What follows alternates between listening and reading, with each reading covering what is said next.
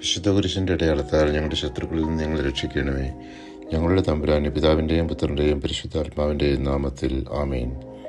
മനോവയുടെ ഭാര്യ സ്ലെൽപോണിത്തിന് കർത്താവിൻ്റെ ദൂതനാണ് തൻ്റെ അടുത്തു വന്ന് വന്ധ്യയായ തനിക്കൊരു പുത്രൻ ജനിക്കുമെന്ന് പറഞ്ഞതറിഞ്ഞ് ദൈവത്തിന് നന്ദി പറഞ്ഞു. അവൾ കുഞ്ഞിന് സാംസൺ എന്ന് പേരിട്ടു. കർത്താവ് കുഞ്ഞിനെ അനുഗ്രഹിച്ചു. കർത്താവിൻ്റെ ആത്മാവ് അവനിൽ പ്രവർത്തിച്ചു തുടങ്ങി. അക്കാലത്ത് ഫിലിസ്ത്യർ ഇസ്രായേലിൻ്റെ മേൽ ആധിപത്യം പുലർത്തിയിരുന്നു.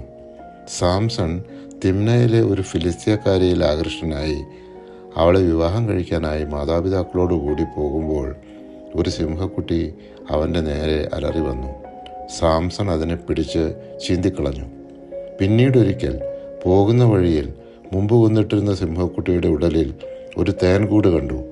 അതിലെ തേൻ ഭക്ഷിച്ച് അവനും പിതാവും ഫിലിസ്ത്യക്കാരുടെ വീട്ടിലെത്തി അവർക്ക് വിരുന്ന് നൽകി.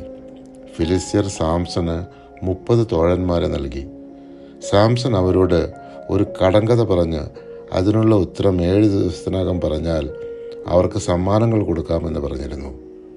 ഭോക്താവിൽ നിന്ന് ഭോജനവും മല്ലനിൽ നിന്ന് മാധുര്യവും പുറപ്പെട്ടു എന്നതായിരുന്നു കടങ്കഥ.